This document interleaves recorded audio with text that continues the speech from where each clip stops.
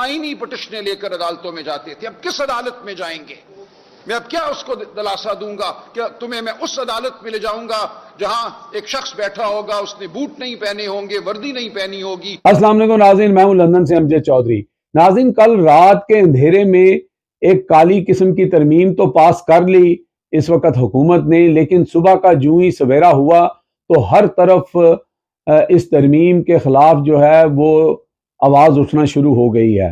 اب سے کچھ دیر پہلے حامد خان اور دیگر لوگوں نے ایک پریس کانفرنس کی جس میں انہوں نے بتایا کہ وہ پوری ملک کے اندر سے جو جتنی بھی وکلا تنظیمیں ہیں، جو بھی ان کے عہدیداران ہیں، جو بھی کالے کوٹ والے ہیں، وہ ایک بہت بڑی تحریک شروع کرنے جا رہے ہیں۔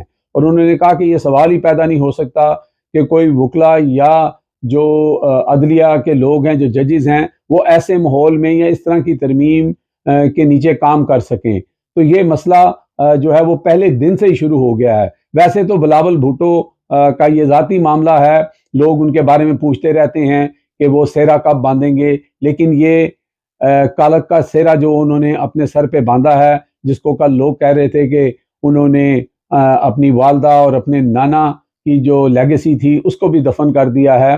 تو بلاول بھٹو صاحب کا پہلے دن سے ہی جو ہے وہ امتحان شروع ہو گیا ہے۔ اب دیکھتے ہیں کہ جنہوں نے یہ ترمیم بلاول بھٹو صاحب سے کروائی ہے اور نواز شریف سے کروائی ہے، شہباز شریف سے کروائی ہے، وہ کتنی دیر تک اس کو بچا کے رکھتے ہیں اور آگے کیا ہوتا ہے۔ البتہ بلاول بھٹو جو خواب دیکھ رہے تھے کہ وہ وزیر اعظم بنیں گے، ان کے وزیر اعظم بننے میں یہ جو احتجاج ہوں گے، یہ جو انریسٹ ہوگا ملک کے اندر، وہ شاید ان کو وزیر اعظم بننے نہیں دے گا۔ دوسری طرف پی ٹی آئی کے جنرل سیکرٹری سلمان اکرم راجہ نے بھی ایک بڑی دبنگ پریس کانفرنس کی، اور اس پریس کانفرنس کے اندر انہوں نے ایک ایسا زبردست جملہ بولا جس کے اندر اس آئینی ترمیم جو رات کے اندھیرے میں کی گئی ہے اس کے اصل مقاصد اور اس کے اوپر جو مکھوٹا لگا ہوا ہے اور اس کا جو کالا چہرہ ہے وہ انہوں نے دکھا دیا۔ سلمان اکرم راجہ نے کہا کہ اس سے پہلے ہم عام آدمی، غریب آدمی کی پٹیشن جب کسی عدالت میں لے کے جاتے تھے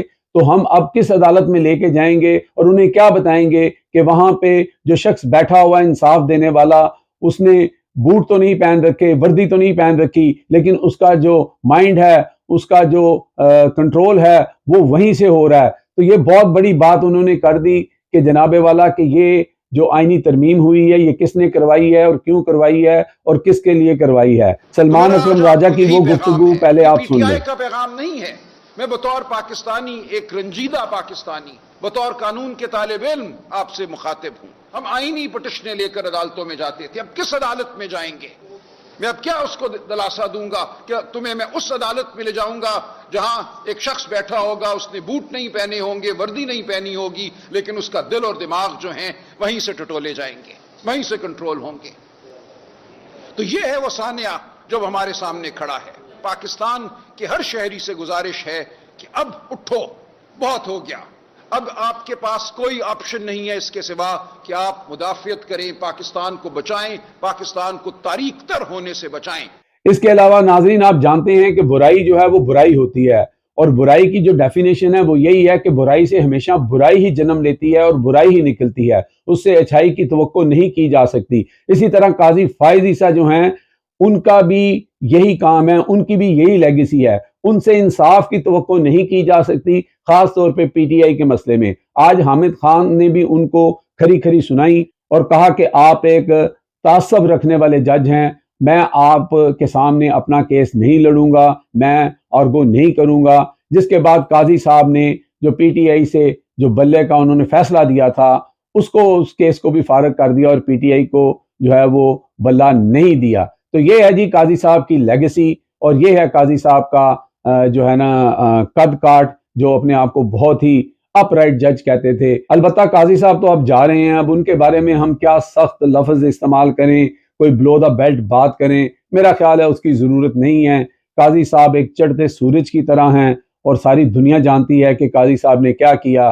آپ جانتے ہیں کہ اسلام آباد کی بیکری کا وہ ناخوشگوار واقعہ جہاں پہ اس باہمت نوجوان نے قاضی صاحب کو 3 دفعہ جن کلمات سے جو نوازا اور جو ان کی عزت افزائی کی، میرا خیال قاضی صاحب اپنی آئندہ زندگی میں اسی عزت کے سے اپنا جو ہے وہ چراغ روشن کرتے رہیں گے۔ اگر اس بیچ قاضی صاحب کا دل کرے کہ انہوں نے ڈونٹ کھانا ہے یا انہوں نے پیزا کھانا ہے یا انہوں نے برگر کھانا ہے یا انہوں نے جوس پینا ہے، تو پھر قاضی صاحب اس بات کی توقع رکھیں کہ اس طرح کی تعریفیں ان کی لوگ اکثر کرتے نظر آئیں گے۔ اب تک کے لیے اتنے ہی۔ دیکھتے رہیں میرا channel hit list by Amjad Chaudhry.